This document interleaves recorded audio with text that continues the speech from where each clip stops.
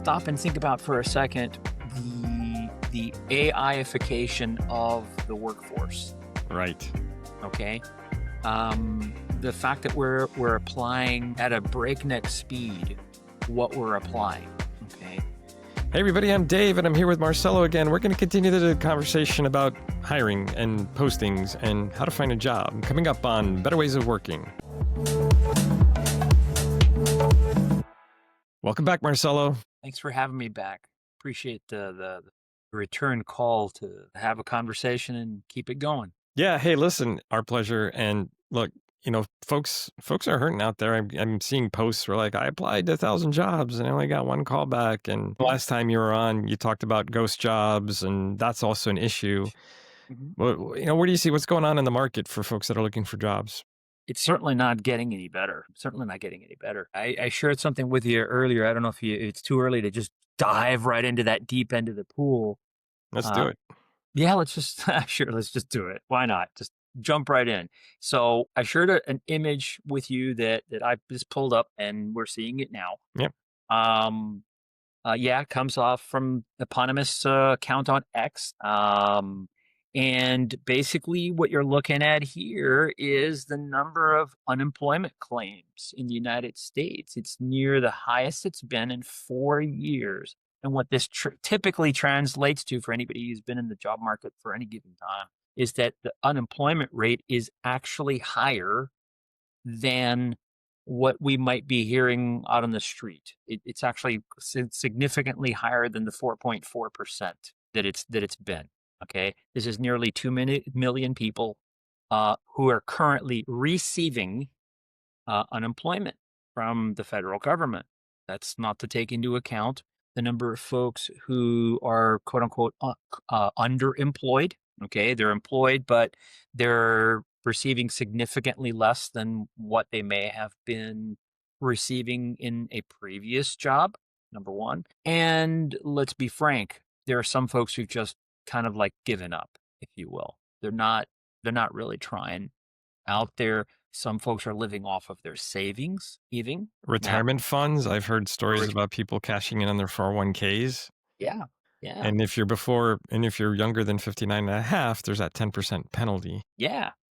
There's that whack. And frankly, this is the kind of stuff that we hear really zero about in the media. And so like this chart, the red arrow is going back. It looks like late 2021, which if you think back, that was during COVID. Really, there were still lockdowns during that time, and there was a lot of challenges. Yeah, it's been slowly creeping up. I think after COVID, a lot of companies did a lot of hiring. Concerned that things were going to ramp up, and they didn't want to be caught unprepared. But now it looks like maybe they're starting to shed some of that. They were maybe prepared too much, but this is a very interesting graph. Yeah. Also, and this is not to go in that direction, but I guess we generally could. Okay. Stop and think about for a second the AIification of the workforce. Right. Okay. The fact that we're applying at a breakneck speed what we're applying. Okay. I had a conversation just recently with someone, the name will come to me, someone else that I may invite to have a podcast with us to David, about what domain are we applying AI tools or assistance into the workforce. I gave him an idea for something that maybe, come next March or something, we're probably both going to be at a particular conference down here in South Florida, that maybe we might even want to run a workshop just for grins and giggles to see, but is to look at what sort of domain of work you're applying AI or AI tools to. And he is going to try with some people at his financial services company, very large, very well known. I won't throw the name out there, but I gave him the incentive to try this with his peers. He's at the portfolio level, pretty working with some, some pretty large initiatives at his company. And to see what kind of work is actually having this stuff thrown at, and then use that as a lens to see, is it really giving the returns that we think it is? Because we hear bits and pieces of that. Yeah, it's working out really, really great here. It's working out as really, really great there. But then I'll say it this way, just like with agile transformations, we never really heard the big wins from the big companies. When something ended up going into a situation of scale, did it really give you the outcomes that you were looking for? Was it helping in certain pockets, but were there black holes that were sucking in? Yeah, I don't have the proof of this, but I have a feeling where it did work out well, companies didn't want to give away the secret or explain why things went really well. The other thing is if you've ever heard Dr. Jeff Sutherland talk, one of the slides that he always shows is the, let's say, with traditional or waterfall methods and then with agile methods, the failure rate was still there with agile. It just wasn't as much, obviously, but there you still had failure. And C Prime, McKinsey, they all do these studies every year that show, there's still failure. I gotta imagine this would be interesting if AI would follow that same correlation that agile did to these types of studies over the years, right? Hey, if anybody from the Standish group is listening, Yes. here's an open challenge. Perform your own chaos report on the adoption of AI Hmm. in the workforce. This kind of stuff is the sort of stuff that people would find really, really useful. Okay. My gut tells me, being in product development as long as I have, going over 35 years now, my gut would tell me that yeah, it's gonna follow a similar pattern. Some differences for sure, but it's gonna have a similar route through the system of corporations. And I don't just mean in corporate America either. It might follow a different trend, somewhat different trend in Europe, because they're always their own microcosm, if you will. Same thing for China and such like that. But for corporate America, for sure, I think that it's going to follow a similar pattern of trend. I mean, I remember hearing Jeff say that, gosh, gotta be almost 13, 14 years ago. He goes like, look, you're still going to have failure modes because the system's still made of humans. So humans will do a couple of things. I mean, last time we talked about learned helplessness, right? Right. Okay. Well, so this is kind of like the flip of it. Okay. People will always find a way to also navigate if it's within a certain pain tolerance threshold. They'll find a way to navigate around problems that are put in front of them by their organizations and make it work. Path of least resistance. They'll figure it out. I'm not going to say they're going to be like Bruce Lee and be like water necessarily. Okay, I mean that would help, but they'll find ways to make it work or make it look like it's working. No, it's like the old adage. I want you to increase your velocity. Great, let's double the story points. Yeah, Let's shift everything over. You know, let's make more junk. Let's yes, increase the output of junk. when the metric ceases to be useful, tweak it. The people will find a way to. There's also that phrase back from the Audis called the system. They'll find the way to punk the system. Right. Make it look like it is. And eventually, at some point, it gets to a point where it's got to get reconciled, and then people will turn around and say, well, it's not really giving us what we want, but within some threshold of tolerance of pain, people will get away, Yeah. get away with it and stuff. The other indicator that, you start to wonder about if something could change is when the money dries up. Okay. What's the one thing? I mean, stop for a think about it. What would be the one thing to turn around and say, well, we need to fix this, or not fix. We need to address this over exuberance in applying AI to every single thing in the domain of work. And maybe we need humans to actually apply their mental powers to doing work. It's when the money dries up. Right. And this is interesting because we're recording this Thanksgiving time, 2025. Throughout most of the year, experts were calling for another interest rate cut in December of 2025. And now they're saying, inflation may be going back up. So we're not going to do that. And I think everybody was addicted, years ago to zero interest rates or pretty close to zero. And so that money is not flowing like it used to, and it may even dry up a little bit more. That's going to be a challenge for investments, right? Mm-hmm. Companies need to invest, and if Mm-hmm. money there isn't, things are tight. And so this is where there's a lot of headwinds. And again, I want to go back to the folks out there that are looking for a job. And folks, this is where I've been working with others as well. Like, yes, we need to apply. What really helps is networking as well. Who do you know on the inside that can advocate for you and get your application to the top of the pile, right? That's where we need to help folks, is to help them on LinkedIn or other sites, or whatever you recommend, Marcelo, right? Like, how can we get folks to help them get every edge they can to get that job? Well, one of the things that that I've heard is that someone I know is probably going to be trying to help out some folks with getting their resumes up to date and cleaned up and stuff. One of the things that I would tell folks to not worry too much is, honestly, these days, I'll start this way. Some people have been saying your resume can't be more than a page or two. And then some people will turn around and say, well, you know what? That's really kind of bunk. Okay. That's really kind of bunk.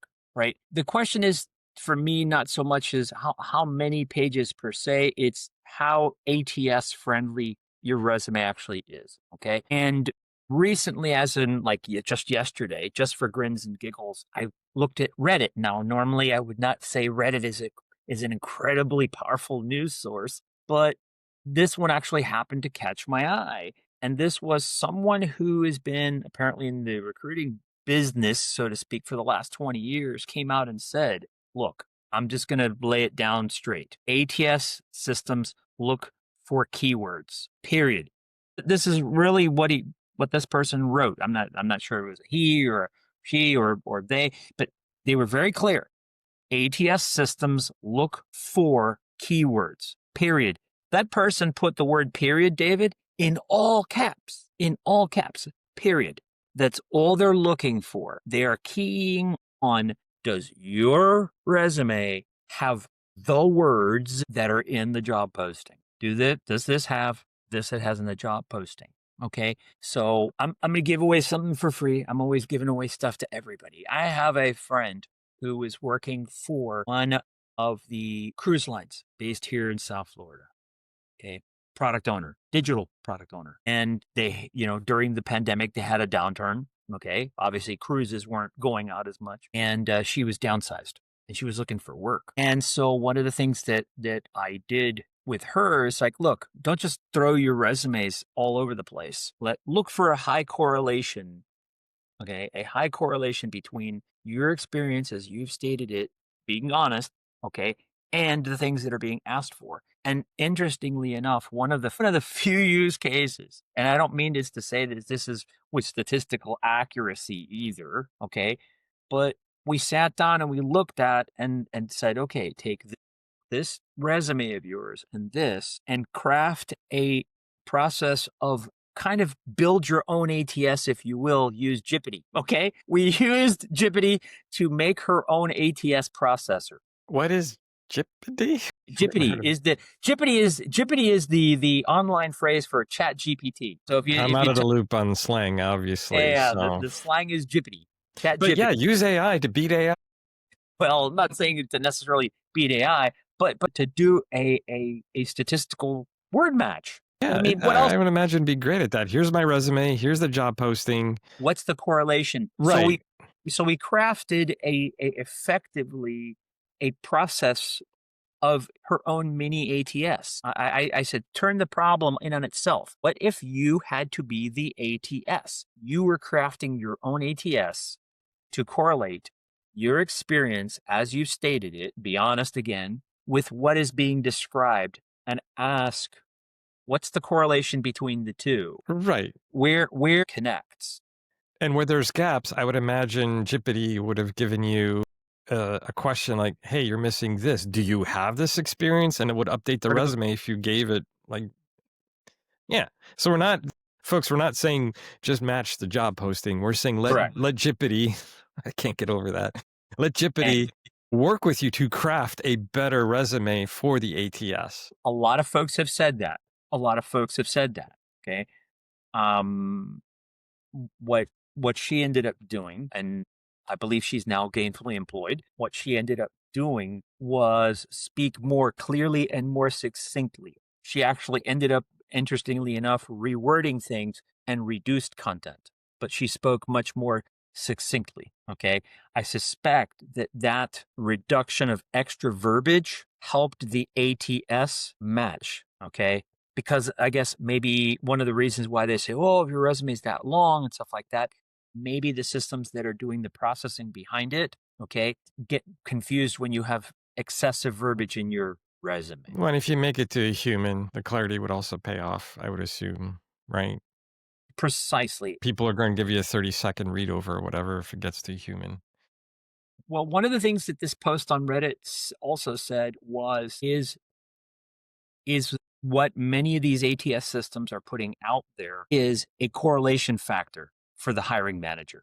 And it's on the basis of that correlation factor between what the resume said and what the job requirements were saying that is what's used to then pull from the pool of candidates. Okay. So that if you're going through this traditional hiring process with companies, this is the sort of stuff that someone who's an insider, been in it for a couple of decades, okay, at least if they're taken at their word, okay, are doing. Now, what I would turn around and say is, hey, let's look at what else is out there. There is a non-small number of folks also in the recruiting industry who've come out, if you will. Okay. There's a couple of YouTube accounts also out there that are relatively well known, few 100,000 followers. Okay. Not insignificant. The one person I'm thinking about, I'm not going to advertise him here, but I'm sure it's easy enough to find. uh, has been in IT, I'll use that example, recruiting for also over 2 decades. Okay. And one of the things that he's said by and large is that, the recruiting, and I'm probably not going to make too many friends in HR or recruiting by saying what I'm about to say. Okay. Although I've already made the point out on LinkedIn that even at HR or recruiting conferences, who are the folks that are out there at the conference tables? What are the conference sessions about? Okay. Can you guess really quick what the biggest topic they're talking about is? Just take a guess, David. I'm sure I you imagine there's two letters. One is A and the other one is I. bingo. Okay, Correct. I got it. Correctamundo. Hmm. Correctamundo. Okay. The probably the number one topic discussed at recruiting conferences, okay, is the topic of the use of AI. The sponsors and the folks that are coming in there to back the conferences are offering AI solutions for recruiters and HR. Okay. And the point I'm trying to get at by saying that is fine. The game is what the game is. Okay. The game is what the game is. Recognizing what the game is and then recognizing what the situation and what that game is, if you will, right? Assess for yourself how well you can learn to play it. How well can you learn to play it? The one thing that I will say, David, is that what I've heard repeatedly said by these folks is nothing beats knowing someone at the company. Amen. Yes, period. Thank you. That's been helpful for me in my career, right? And so I can't even remember a time I just applied for a job and then boom, I got a call and then boom, I got an offer. Either I knew somebody or my friend knew somebody. That is the golden ticket right there if you want to stand Yeah. out, is Hmm. to have somebody advocate for you from the inside for sure. Correct. Yeah. Let's be totally frank here. There are no substitutes. There's no substitutes to knowing the hiring manager or knowing a friend of the hiring manager, right? There's no replacing that human connection, to be quite frank. There's no replacing that human connection. Yep, and you have a good reputation, you haven't burned any bridges anywhere, right? And, like, "Hey, I want Marcelo to work with us. I've worked with him before." Sure. We didn't actually work together, but this is an example. You see what I'm getting at, right? Yeah. Yeah. Yeah. But the thing is this. So there's that. But then what does that mean for the job listing that's gotten reposted several times? okay, for XYZ sort of position. What does that mean, you know? What that means is well, it could mean many, many things, but one of the things that makes you wonder is do they really not have the people that could do that job? Are they really inundated with insufficiently qualified people for that position? Is it that there's that many of that same position available or what? Probably not. Probably they want a specific person to apply and then they'll Yeah. know. I guess that's what I've been hearing. Yeah, they want a specific person apply. Another thing, and this is anecdotal. I have not much proof to that other than things that I've heard. Things that I've heard is that we have a lot of these placeholders, even though they already have somebody internal in mind. Okay. Even though Yeah, they're they need to get a certain number of candidates before they, yeah, Mhm. they have somebody in mind, but they need to, procedure says we need to talk to some external candidates. that is the way. You know, my question back, and I would love to have an open, frank conversation with someone like some of these folks that were willing to have this conversation openly, because I suspect that it would probably burn some of their bridges in their industry. But to be totally frank about some of this stuff, maybe surprise somebody as skeptical as me about that, because looking at it the other side and seeing what we're seeing online by people recounting their experiences, 5 interviews plus a case study. Look, if honestly, if you can't choose someone to be adequately prepared within 2, 3 interviews, okay, and not giving them to do free work for you, Right. okay, they're not the problem. The candidates aren't the problem. The fact that you're not finding enough people to go through that process with you is not the problem. Okay. I've been in job interviews where I had to do a coding assignment. Okay. Back in the day, I've been in interviews where I gave a coding assignment back in the day, kind of like the case study kind of thing. But it was a sufficiently clear problem that it was not directly tied to fixing or solving a problem for us for free, which is from what we've read and heard is what these case studies and things like that they get.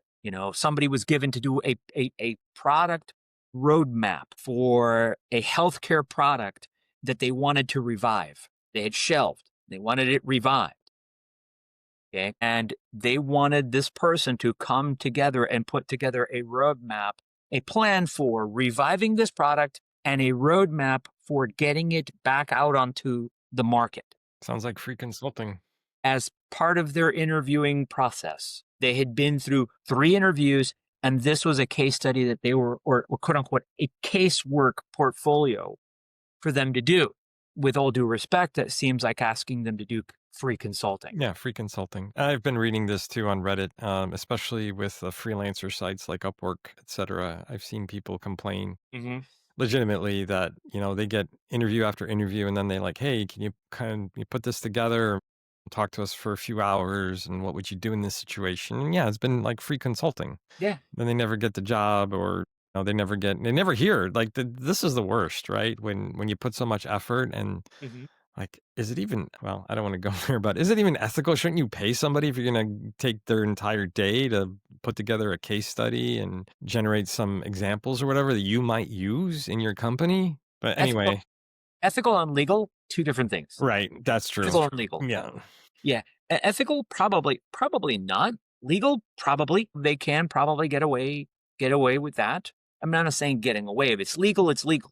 They are able to demand this, be Yeah. the more accurate description for it. Yeah. They're Yeah. able to demand this. Yeah, and they could probably, make the case why they need to, see objective evidence before they hire somebody, et cetera. So I could see that. But again, hey, if anybody out there like actually knows or from the other side, from the inside, we'd love to have you on the podcast, like you said, Marcelo. And we want to hear about this because we want to help folks get jobs out there. And it's not looking good like we showed earlier. And again, so to summarize all this up, right? Get together a resume. You can use Gippity, is what you call it. You can use ChatGPT to do that. Get your LinkedIn profile also looking good. And ChatGPT can help with that too, I believe. I think you can point it to your profile and it can give you recommendations there or any other AI tool. And then finally, network, having somebody in the inside advocate for you. And I think that would increase your odds and you'll Yeah. get a better success rate for a callback at least. Yeah.